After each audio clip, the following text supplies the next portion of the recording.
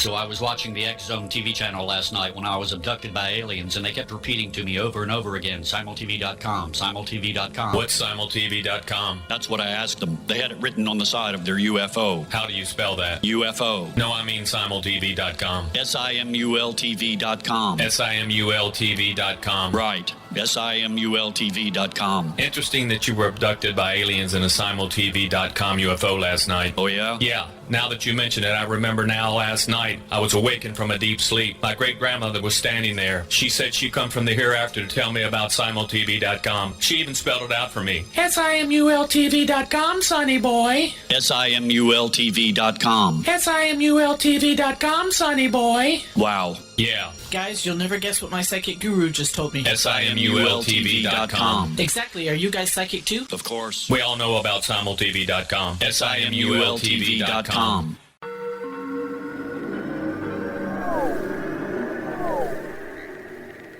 Roswell in the 21st century is a detailed re-examination of the Roswell UFO crash case. I have studied the evidence for more than 30 years, and I now put that evidence under a microscope in a cold case examination of the facts. These facts might not please everyone. They are based on my comprehensive investigation that took years to complete, but they do lead to the conclusion that whatever fell was not built on Earth. The best of Project Blue Book is based on the 22-year-long investigation conducted by the Air Force. But the book goes far beyond that, bringing in evidence that was uncovered long after Project Blue Book was ordered terminated. Using facts that were unavailable to the Air Force investigators, I was able to prove that the Air Force manipulated the data and drew unrealistic conclusions about the UFO sightings reported to them. My different perspective shows there was more to Project Blue Book than even the Air Force knew. Both books are available at Amazon.com.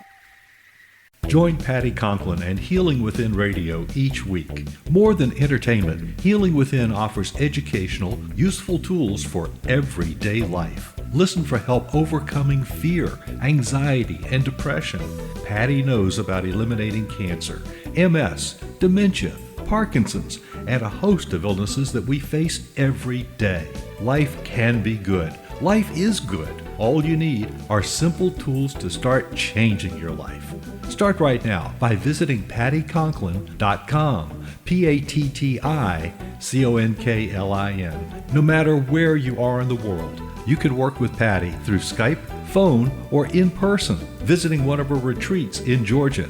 Visit pattyconklin.com today or call our offices at 404-474-0086. That's pattyconklin.com or call 404-474-0086.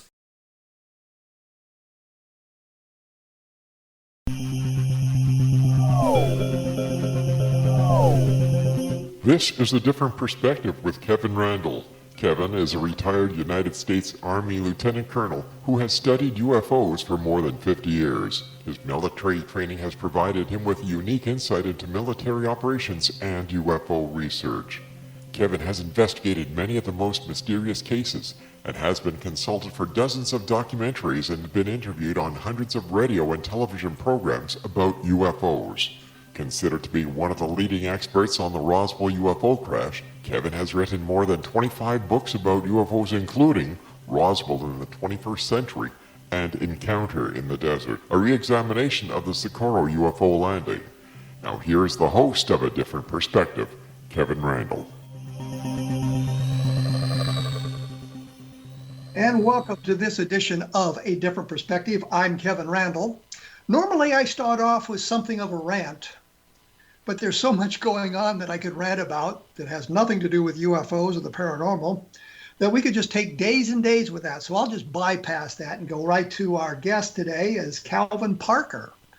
And those of you who have been around for a while know that we've chatted with Calvin Parker once before on this program.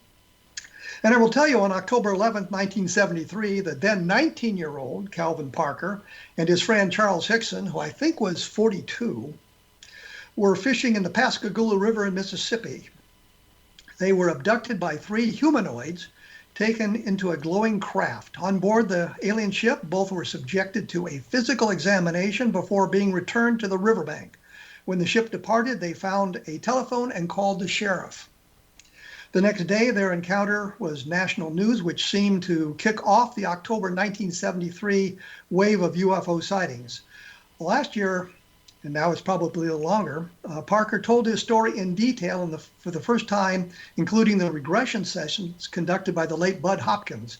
Since publication of his book, other witnesses have been located, and Parker has related additional past encounters with the aliens. His book was Pascagoula. The story continues. And Calvin Parker, welcome to A Different Perspective. Hey, thank you for having me back, Kevin. It's a great honor to be back on your show. I've seen you've been writing quite a few books too. Yes, I have. For those of the listeners who aren't really familiar with your initial abduction, which I think we need to recount very quickly before we get into the new book and the additional witnesses and other things that took place. So could you tell me a little bit about your first abduction experience? Absolutely. This happened October 11th, 1973. I had just went to work at the shipyard with my friend Charlie Hickson to my first day there. And needless to say, I got a physical and lost my job and hired all on the same day. But we worked all day, and when we got off work, Charlie wanted to go fishing. So I told him, it's nothing else to do, because I had moved from Laurel, Mississippi to Pascagoula, Mississippi that next day just to work, and I knew it was going to be bored. So we went by and picked up our fishing equipment, and he said, let's go to an old abandoned shipyard I know of. The Shaw Peters Shipyard is on the East River, and right off Highway 90. Matter of fact, you could see Highway 90 on the left where we was standing. You could see the cars going by on the bridge, and they could also see us. So we went there, and it took about 15 minutes to get there. The first thing I noticed was all the trash and the debris that had washed up. And I thought, Charlie, why hadn't they kept this place up? He said, you don't understand. He said, when the water comes in, it brings all this stuff. And when it goes out, it just leaves it here. And that's why there's no trespassing signs here. I said, Charlie, we shouldn't really be trespassing. Oh, it's okay. I've done all this before. Well, and he probably had, but he just never been caught. We got caught red-handed. So we walked down and got on the pier and was sitting there, and I remember looking out across the East River, and there was a ship, and being I was a ship fitter and working on ships, I was thinking in my mind, just kind of dazing and daydreaming, how does something made out of steel float? And that's when I noticed coming from behind me some hazy blue lights reflecting out across the water.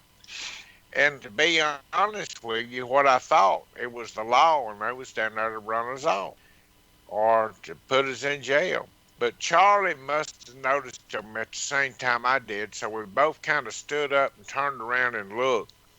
And that's when a real bright spotlight hit us. And this thing was coming out of the craft, but you couldn't see any light fixtures. But through this light that was flooding in, it was kind of blinding us. I noticed 3 bulky creatures coming toward us. And right at the time, I didn't know who it was. I thought it could be the law, or, as I said before on another show, they was built like Green Bay Packers coming toward us over there. Well, you say you mean beings, entities of some kind. Yes, sir, the beings. And but I couldn't really make out what they were at that time. Well, 2 of them got a hold of Charlie, and one of them got a hold of myself. And immediately, I felt an injection in my arm, or it seemed to be like a little sharp pain and a whisk of air go by. And later on, we found out that it was injection when we got to the hospital, something to kind of calm us down, or calm me down. Now, I can't speak for Charlie on this. Well, they took me in front of Charlie, and kind of levitated me toward the ship, toward the craft. When we got to the door, which was approximately 2.5, 3 foot off the ground, he kind of paused. And I got a chance to look inside, and I was still actually hunting that light. But, I had that shot where you don't really care if you see the light or not. By this time, I couldn't move nothing but my head and roll my eyeballs a little bit. Well, coming out of the wall seemed to be this bright light that we was, but when we went in the door there, it dimmed down just like regular lights would.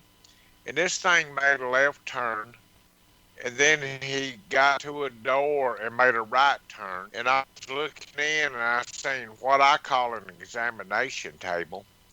And he took me over and laid me on the table on an angle. And then this creature, and I'm calling the creature, the big ugly one, backed up into a corner, just shut down. And that's what makes me think he was robotic and taking commands from somebody else. Because just like you turn the light switch off, he shut down over there. Well, I was laying on my back, and all of a sudden, I was looking up at the ceiling, and something around the size of a deck of cards came down, stopped about a foot and a half from my face, and then started rotating around. And as it would go around, it would click 1 time, 2 times, 3 times, 4 times. Then this thing about the size of a deck of cards just shot back up into the ceiling and either blended in or disappeared. Then I felt a presence. And as I said, after that little shot, I couldn't do nothing but kind of roll my head, my eyeballs a little bit. And I tried to take time to kind of look around this room, and I rolled my head over to my right, what would be actually my left, the way that I was laying and looking. And this, what seemed to be a attractive looking female came out. And when I say that, I don't know that she was a female. That was something that would be hard to prove, but I just sensed she was a female. So you're talking about a human looking being? Yes, sir. Yeah. She came out of the door, and she was dressed in normal clothes. I didn't see no indication that proved that she was a female, except for her hair, and her face was normal. Looked just like somebody I had once made the comment, if I'd been in a bar drinking, I would have probably tried to pick her up. So that's just how normal to me she looked at the time. But she came over, and she took her hand and she grabbed me by the cheek and just felt my skin. Well, I didn't have any feelings of warmth or anything in her fingers, but the one thing that I noticed that didn't look normal on her was her fingers. Her 2 middle fingers on each hand was a little longer than the rest of them. So she got her left hand and she put her fingers on my chin and pressed down, opening up my mouth. And she took her other 2 middle fingers, them long ones, and run down my throat.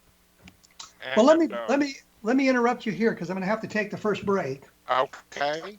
When we come back, we'll get a little bit more of this story, and then I think we need to move into the story continues. We need to talk about the subsequent witnesses that have come forward or have been found that witnessed part of the abduction process or the alien spaceship. And you also said that you had another encounter sometime later that I'd like to talk about a little bit as well.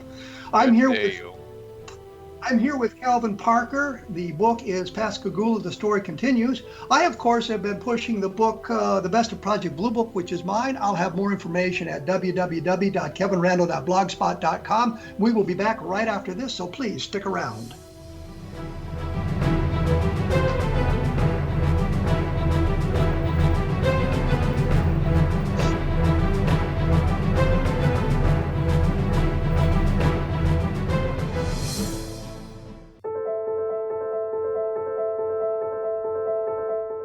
Are you looking for psychic services that empower as well as provide accurate information?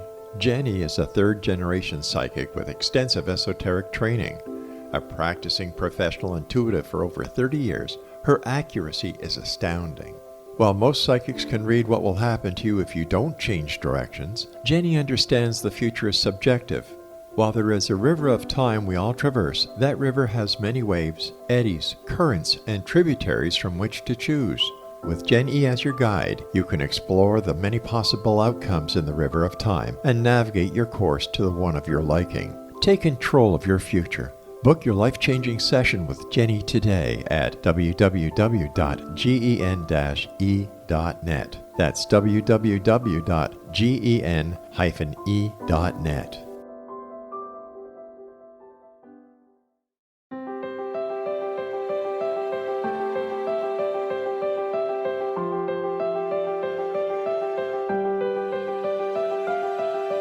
Mission Evolution is dedicated to the well-being of the planet and animals, as well as the evolution of humankind. One major factor threatening all three is increasing toxicity. Heavy metals and other environmental toxins are poisoning our bodies, deteriorating our brains, blocking our spiritual connection, and shortening our lives. Yet these poisons are extremely difficult to remove. I'm Gwilda Wiyaka, and I recently became aware of a product created from the marriage of nature and nanotechnology called Vitality. It's formulated from zoolite, whose crystalline structure binds toxins, gently carrying them out of the body. The light is only as clear as the window through which it shines. Clear your body, shine your light into the world. Visit vitalityhappens.com for a 20% discount. Enter code PATHHOME.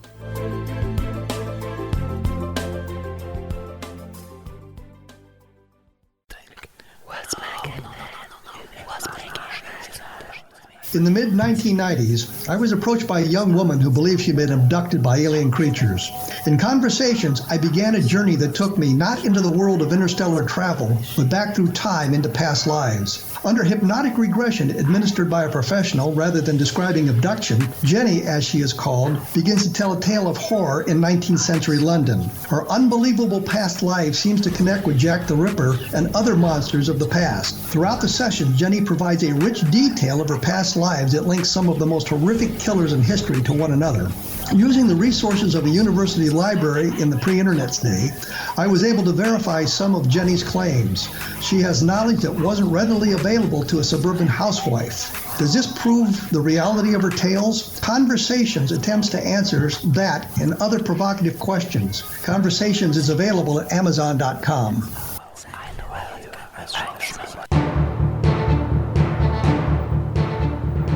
I am joined by Calvin Parker, he of the Pascagoula abduction case. His book is Pascagoula, The Story Continues. And before I get back to him, I'd like to just mention there are some other fine programs about the paranormal on the X-Zone Broadcast Network, which is xzbn and .net. And for our pals in other parts of the world, it's xzbn.net. So take a look at the listings. My tongue has gone away for the rest of the day, I guess. Take a look at the other listings on the X-Zone website. You'll find something that can spark your interest. When we went away, we were talking. You had just seen the female entity, and she had opened your mouth and stuck her fingers down your throat. Yes, take it from there. Anyhow, she run her fingers down my throat. Well, I started choking and gagging and couldn't breathe and bleeding out my mouth and nose. And she pulled them out and telecommunicated in a female's voice, "We're not going to harm you." And I was thinking, it's too late for all that. What I really was thinking, I'd like to get up and run away. So she pulled her fingers out, and then she made a noise coming from the bottom of her throat, kind of like these alligator mating calls down here on the bayou. It was like goon, goon. And this big, ugly creature that brought me in just popped up like a jack-in-a-box, come over and grabbed me by the arm again. I felt another injection, carried me out to, picked me up off the table, carried me out the door, and set me down in the river, almost the same spot that I was. So that was pretty bizarre for an old country boy that never heard of aliens or anything. Well, now, I understand you then called the sheriff's office? No, I didn't. Well, Charlie and I sat there and talked for a few minutes, and we agreed between ourselves just to get up and go to work the next day because the danger and all was over. But on the way home, there was no cell phones in, just pay phones. Charlie said, pull over here. Well, he called Keesler Air Force Base. They recommend him call the local authorities, which would be the Jackson County Sheriff Department, and talk to them. well, And let me interrupt Charlie here. just spilled his guts. Let me interrupt here because there's an important point to make. We're talking about 1973. Yes, So sir. Project Blue Book ended in 1969, and the Air Force sort of quit UFO investigations. And during that time frame in the 1970s and into the 1980s, if you called the Air Force with a UFO report, they would refer you to the local law enforcement agencies if you felt threatened or you felt the need to report it to somebody. So that's consistent with what was going on at the time. And I make that distinction because people say, well, why would the Air Force say that? And it's because that's what they had been instructed to say. So you called or Charlie called the sheriff's office, and they said for you to do what? To wait where we was, not to move. They figured we was just a couple of old guys out partying and having fun. They didn't want us to get on the road and hurt anybody. So I didn't want to move then since they told Charlie for us not to. And of course, I was the one driving, so I'd been the one going to jail if something was wrong. In just a few minutes, they showed up. And they walked up on my side of the car, kind of shined a light on the inside, and asked to see my driver's license. And didn't search the car, but looked inside to see if they could see anything wrong. Then they asked me to step out of the car, and they gave me what I call a field sobriety test. And I took the little test, and believe it or not, they said, can you follow us back to the sheriff department, which was about 7, 8 city blocks from there. I said, sure. So if they thought I had been drinking, they wouldn't even thought about going there. They took me in, gave me a breathalyzer, put me into one room, and Charlie took him to another room and interrogated us. And believe it or not, I just got these tapes of the whole interrogation that I heard from that night. You know, before I thought I had just a secret tape, but I got the tape where I was interrogated and Charlie was interrogated. We got them together. So you're saying you have the taped interviews taken that very night by the police? You've now got the tapes themselves? I do have them. And that the other day was the first day that I heard them. Now, I can't tell you who gave them to me because I gave them my word I wouldn't because they didn't want to get involved. But they was also law enforcement at the time. And then I got the tape of the whole thing where Fred Diamond and all come in, which was the sheriff, and talked to us. So everything's on audio tape right now. It's not even this, what I call the secret tape. I had heard parts of it, but I didn't even remember this other part.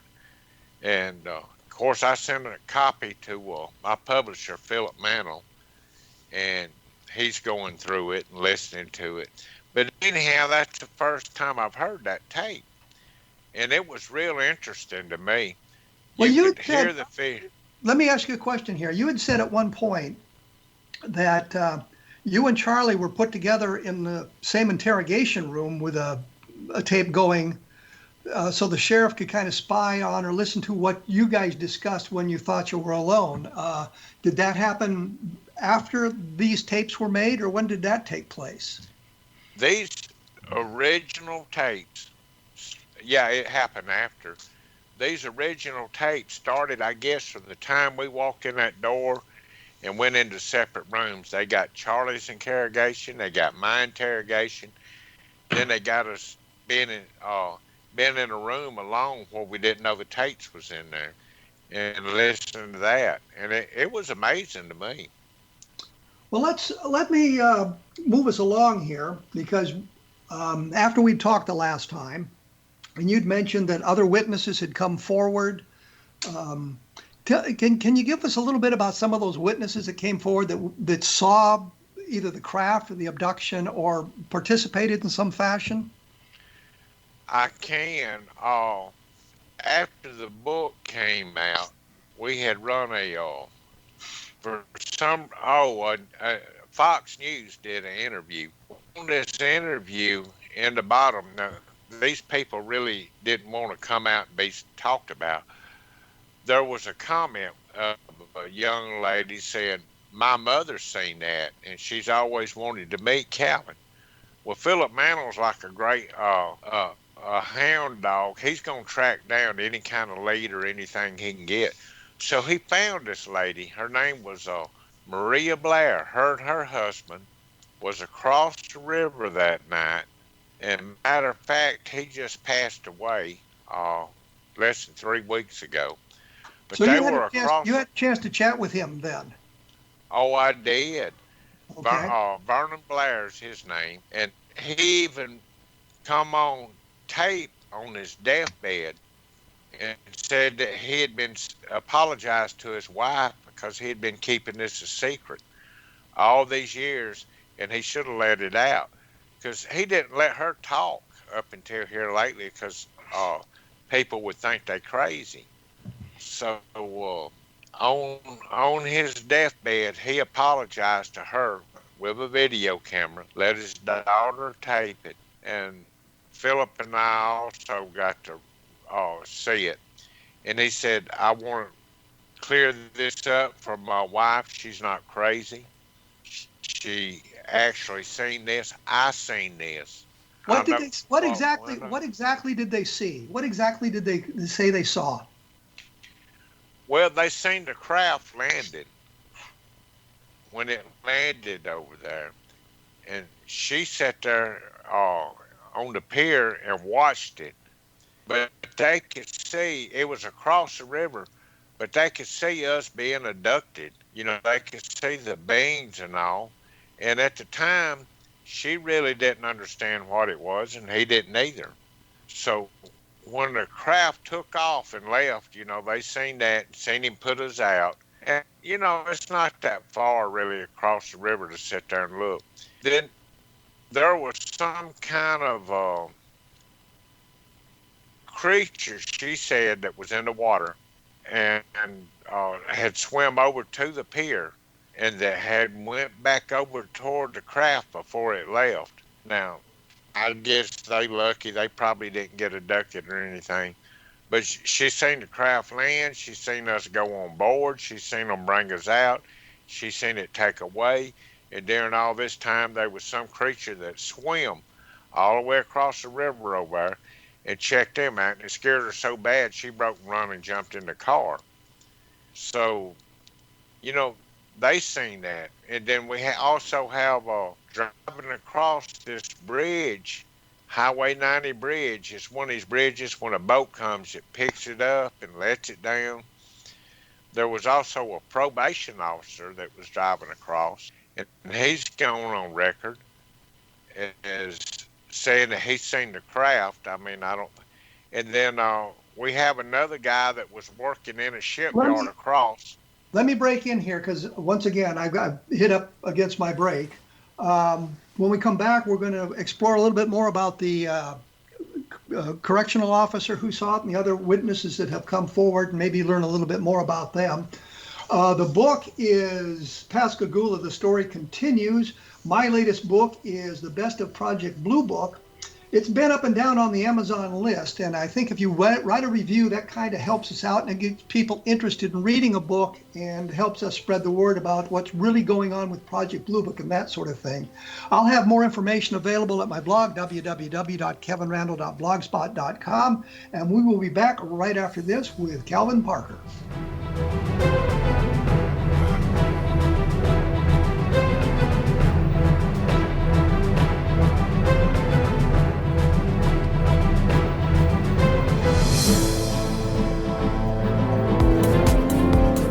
How would your life change if you could develop the business and personal skills that you need in order to make more money? Do you want to learn how to achieve your big life goals faster?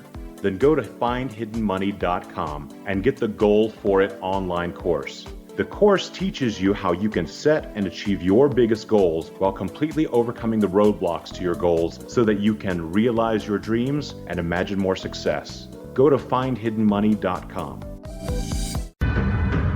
If you are looking for a safe, zero-calorie natural option to the harmful artificial sweeteners on the market today, Just Like Sugar is what you're looking for. Just Like Sugar is a wonderful natural alternative for those health-conscious people who choose a calorie-restricted diet with a great, pure, sweet flavor that tastes just like sugar. Just Like Sugar is a great natural option for people suffering from diabetes and may be useful in restricted diet programs where standard sugars are not allowed and does not cause a laxative effect of some other sweeteners. Just Like Sugar comprises a perfect blend of chicory root fiber, natural calcium, natural vitamin C, and Just Like Sugar's sweetness comes from the natural flavors from the peel of the orange. Just Like Sugar is a natural alternative to harmful artificial sweeteners and will change the way that you believe all natural sweetener products taste. Just Like Sugar is available at your local Whole Foods markets, Wild Oats markets, Henry's, Sun Harvest, and many other fine natural food stores in the U.S., Canada, and worldwide. Audience. If you have seen a UFO, had a close encounter, seen a ghost, Bigfoot, lake monster, or a story that you would like to share or have investigated, contact me, Rob McConnell, by sending me your email to xzone@xzoneradiotv.com, or you can call toll-free 1-800-610-7035, extension 143, and on Skype, X-Zone Radio TV. For more information on the X-Zone Radio TV show with yours truly, Rob McConnell, visit www.xzoneradiotv.com or www.xzonetvchannel.com or simultv.com and xzbn.net. Until next we meet here in the X-Zone from our broadcast center and studios in Hamilton, Ontario, Canada, always remember, X-Zone Nation, keep your eyes to the sky and your heart in the light.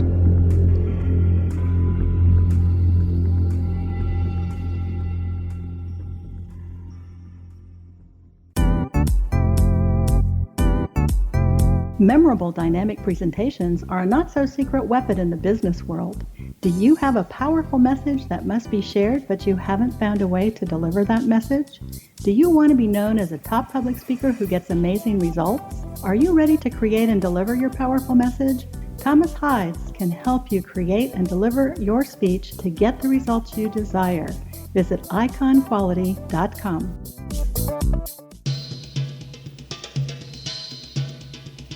I am joined by Calvin Parker.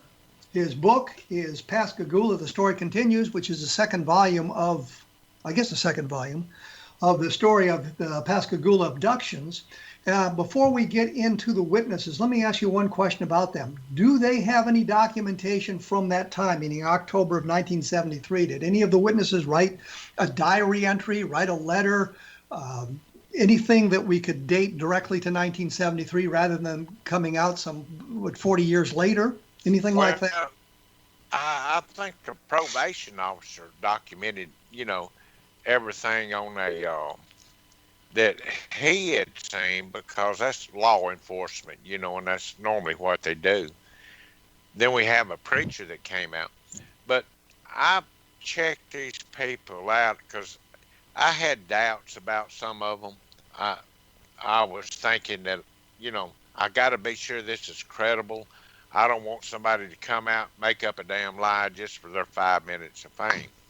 So I went through the trouble of checking every one of them through a little program I have, and then I personally went and checked their neighbors, their churches, their families, and everything else. And most all of it's documented. And, well, what I'm wondering, Calvin, is and the problem we have with the Roswell case, for example, is we've got all these witnesses who were there, and we can prove they were in Roswell in 1947. We got all that information, But nobody wrote anything down in 1947 that we could verify that came from 1947. So I was just wondering if you had somebody that had written some kind of a report or a message, something like that was written in 1973 that would help establish the credibility. Yeah, I'm going to have to dig a little deeper into that and see, because we have got credible witnesses that I feel like that's credible, and a bunch of them.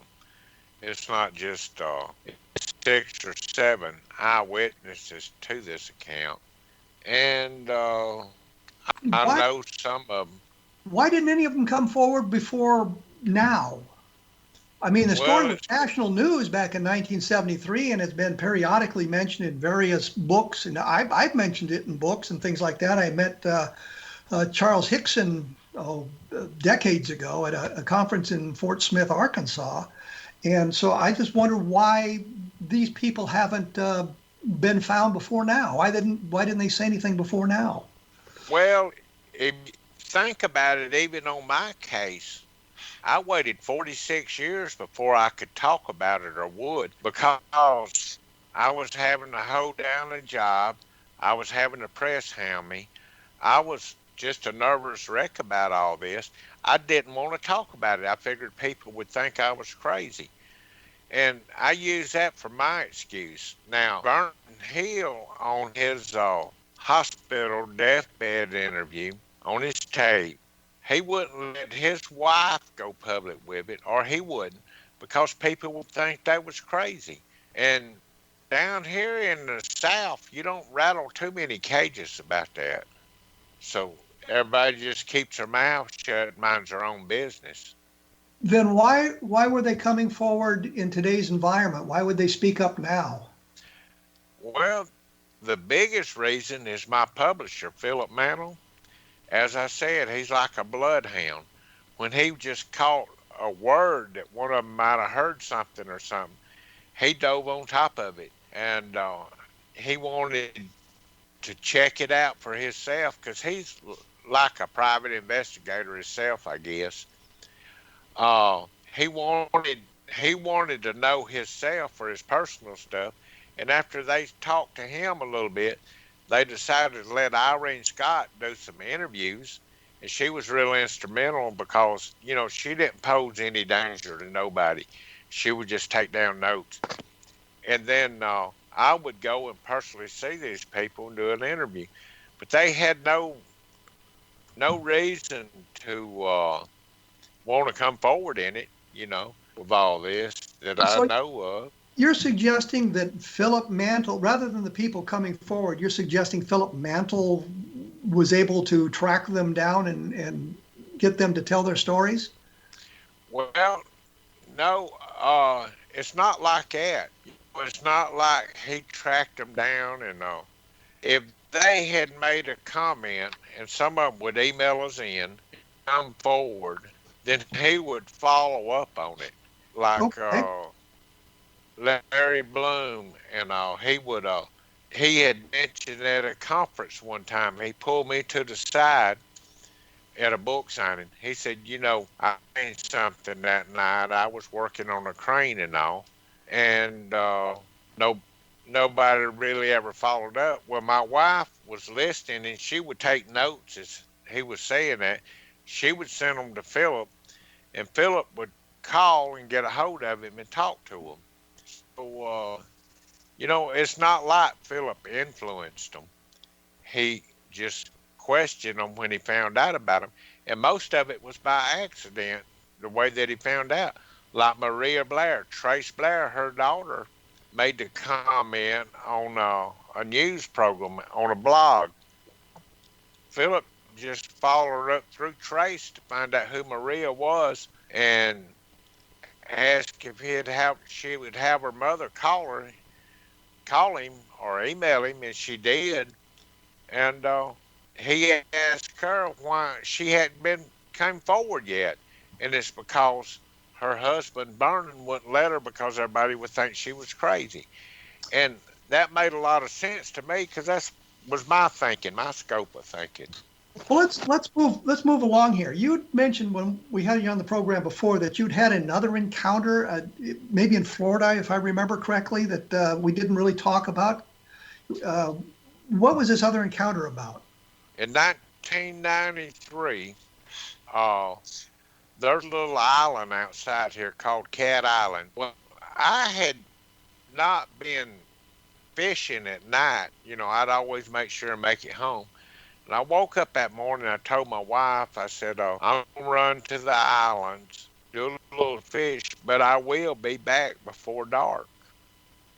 And she said, well, be careful, and we'll see you before dark. Now, I hadn't been doing a whole lot of fishing, you know, this 20 years later.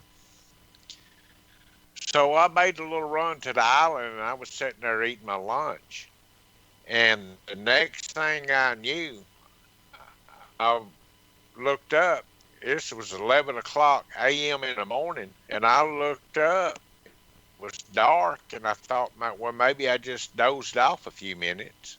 And it's late, but it was 3 a.m. the next morning. And I said, shoot. So I got my boat, and I noticed my T-shirt was bloody, and I was bloody, and my face was all ripped apart.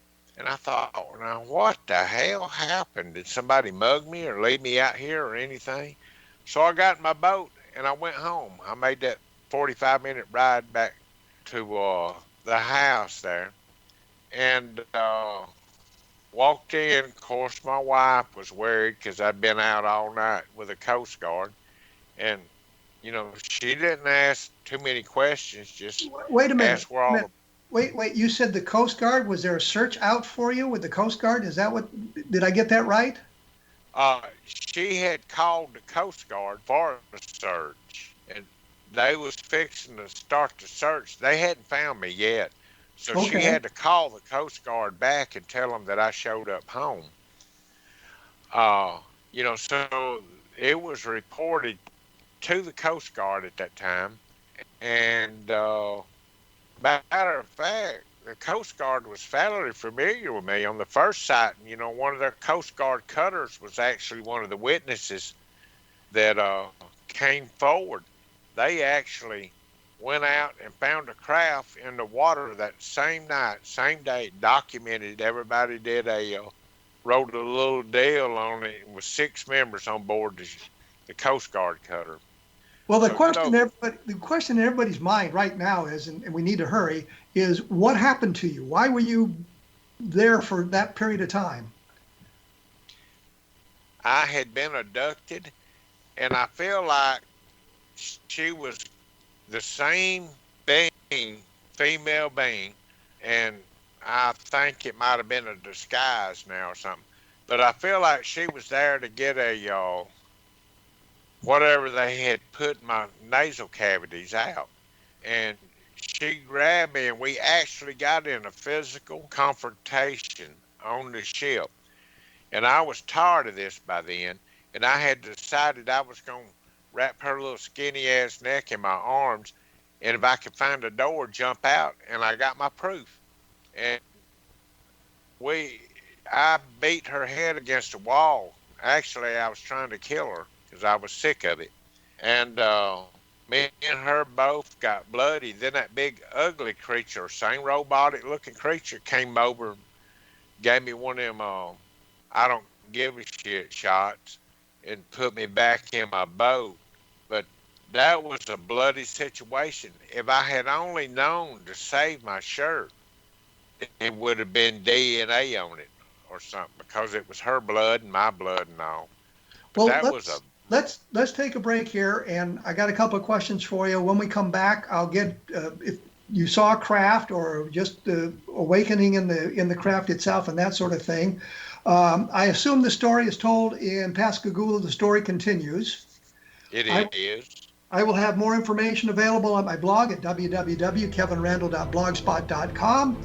And I will mention once again Roswell in the 21st Century, which gives, I think, a great perspective on the Roswell case as it exists today, and what we know and what we think we know and what we've forgotten, I guess. I will be back right after this with Calvin Parker We will be talking about his experiences with UFOs, so please hang around.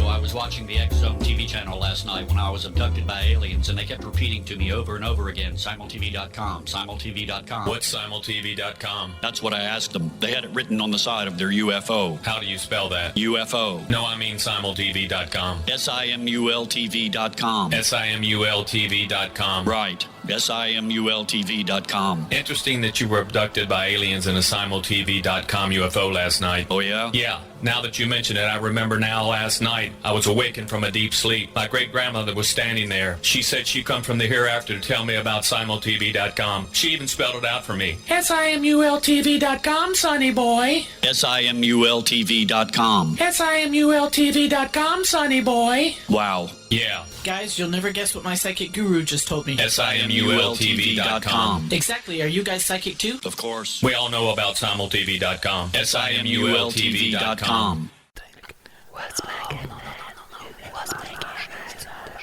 In the mid-1990s, I was approached by a young woman who believed she'd been abducted by alien creatures.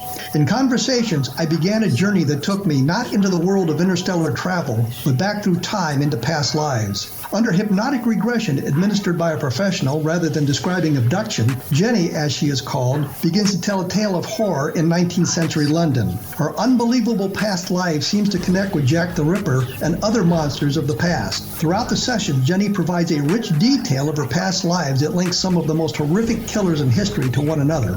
Using the resources of a university library in the pre-internet's day, I was able to verify some of Jenny's claims. She has knowledge that wasn't readily available to a suburban housewife. Does this prove the reality of her tales? Conversations attempts to answer that and other provocative questions. Conversations is available at Amazon.com.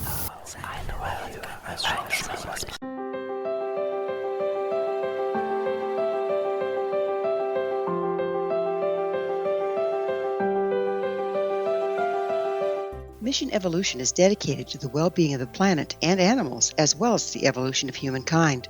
One major factor threatening all three is increasing toxicity. Heavy metals and other environmental toxins are poisoning our bodies, deteriorating our brains, blocking our spiritual connection, and shortening our lives. Yet these poisons are extremely difficult to remove. I'm Gwilda Wiyaka, and I recently became aware of a product created from the marriage of nature and nanotechnology called Vitality. It's formulated from zoolite, whose crystalline structure binds toxins, gently carrying them out of the body. The light is only as clear as the window through which it shines. Clear your body, shine your light into the world. Visit vitalityhappens.com for a 20% discount. Enter code PATHHOME.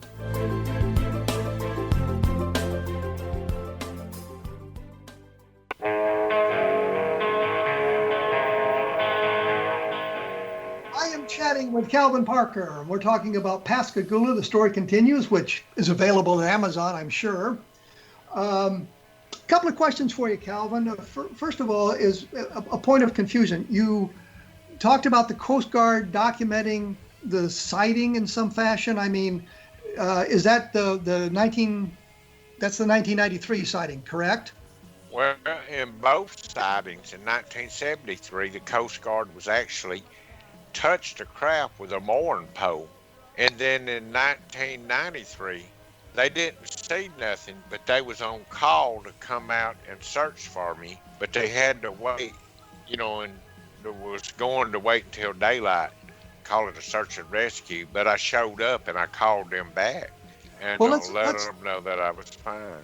The 1973 Coast Guard event, that Is it the same craft you saw? Is it related to your sighting, or is it a different case, a different day? What exactly are we talking about here? I don't know that. I had heard about it, and the Coast Guard put out a statement on it on 13 News. I'm not real sure. I hadn't done a whole lot of research, but it is in the first book, Pascagoula, the closest encounter of my story. It's all documented in there, what the Coast Guard report said and what it was done and all. Okay. But I've never read it. Okay, so and now we're back to 1993, I guess. Right. And do you have any recollection of getting on the craft or being taken to the craft, or what exactly? How did you end up in the craft? I was laying down on my boat seat looking up, and it looked like a big cloud. The next thing I knew, I was in the craft and having a fight with this alien woman. And apparently I was in there a pretty good while, because from 11 a.m. to 3 o'clock when I finally got out, that was a long time. It didn't seem like but just seconds, because I remember the fight and everything else in there. So, yeah, then I've been hypnotized by Kathleen and Budd Hopkins to try to bring some more details back into it. And Kathleen Martin, Betty Hill's niece, she did a 3-hour session, and she brought out some amazing facts. It's in the last book over here, her whole hypnosis sessions, and the story continues. And I still kind of read over that, and she was a pro. I mean, she did good. Well, when you got into the fight with the alien woman and the robotic creature interrupted the fight, you remember him taking you out and dropping you in your fishing area, or what exactly happened there?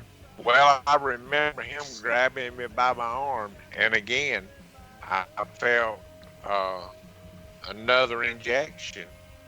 And, once I got that shot, I didn't care what he did with me. But no, that thing I knew, I was back in my boat.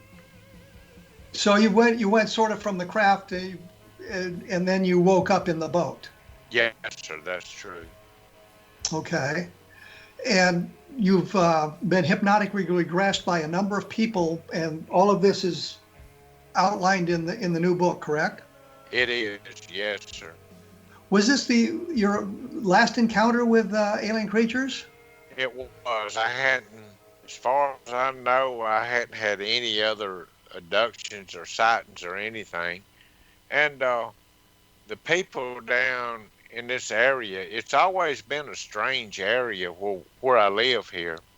I know in the 1870s, there's a newspaper clipping out in the library where there was 500 witnesses seen something fly by. And back then they didn't have lights or cameras or cars or nothing like that.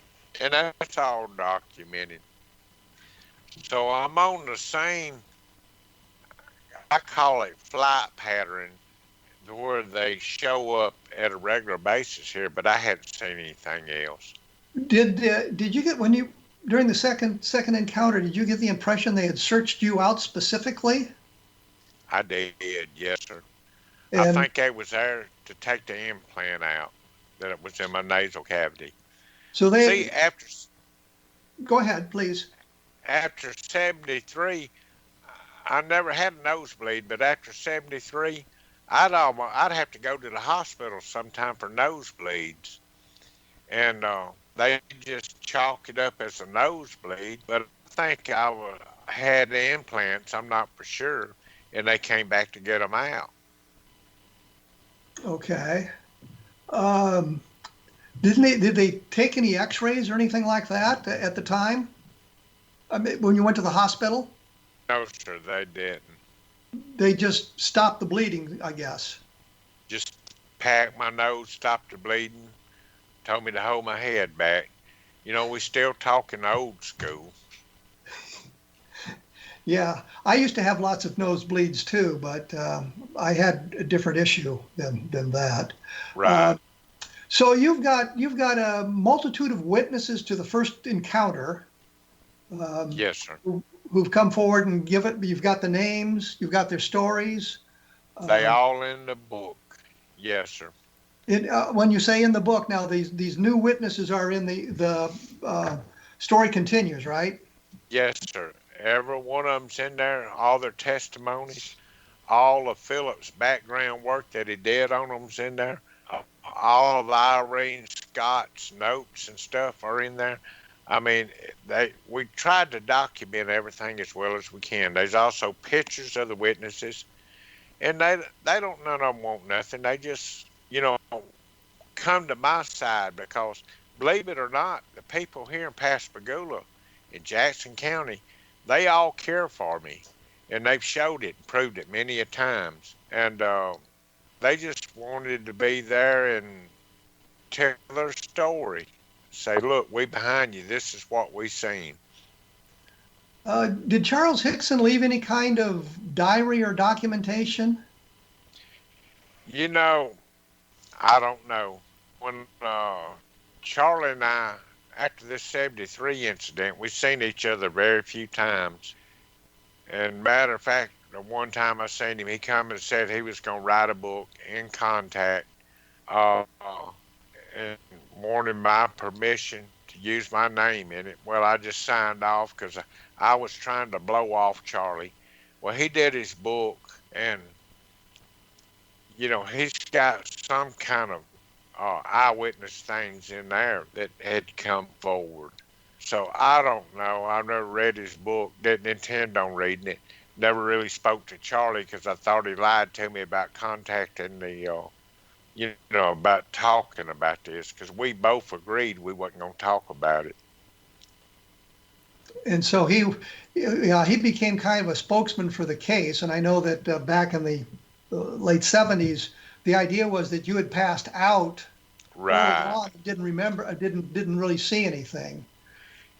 And that was the story we was telling. Hey, I guess in that way he was trying to protect me, because we agreed on that story. If he went before he went to Chicago to be on the Mike Douglas show, I said, don't tell them anything about me or anything at all. So we just agreed that I passed out to kind of keep the media off. And it worked very well, I guess. Yes, sir, it did. Up until my wife and Philip taught me into doing this book. And I'm going to tell y'all, Philip, he has been great to me. He's a good publisher. He hustles. He works hard. But the one thing that I really like about Philip, when he gives you his word on something, it's solid. You can write it in stone because that's the way that it is. Philip just tells it like it is. He don't care whose feelings he hurts or whose he don't hurt. So that's one thing I like about Philip. Well, Calvin, I think we're about out of time here. I want to thank you for taking time out of your day to chat with us about your new book and some of the information that you've developed over the years about your encounter, first in 1973 and then in 1993. You be interested in coming back on the program at some point? Yes, sir. Just send me an invitation and I'll come. That makes it real easy then. Yeah. That way we can get more into the second encounter and the witnesses. Yes. Okay, well, thank you very much, Calvin. Appreciate your time today. You have a good day. Thank you, Kevin. Okay, goodbye. That was Calvin Parker. His book was Pascagoula, The Story Continues. It's from Flying Disc Press. You can find it at Amazon or probably in bookstores if you take a look for it. Might be an interesting read, given what he's told us today. And I'd like to, again, point out, I've done a number of books recently, such as The Best of Project Blue Book, which is a look at the Air Force investigation and the cases that came up from Project Blue Book files, out of the Project Blue Book files, that gives us an idea of what's going on. But I was able to bring in a lot of additional information that was developed years later about those cases and give kind of a different perspective about those cases. Coming up next week, I'm going to talk to John Steiger. It took a moment to remember his name. John Steiger, who's a friend of mine, as a matter of fact, who has done some interesting things with a number of cases, doing plays about the Roswell case as if it's a trial. And I think he did Rendlesham Forest as a trial, kind of a different perspective on those cases. I also hope coming up by the end of the month, or maybe at the beginning of next month, we're going to talk to a guy who was involved with Treasure Quest, another one of the cast members, and I use the term cast member on purpose, because that's exactly what they were. We'll get a different perspective on that as well. So there's something coming up in the future. You have been listening to A Different Perspective on the X Zone Broadcast Network. I appreciate you listening in, and thanks for tuning in.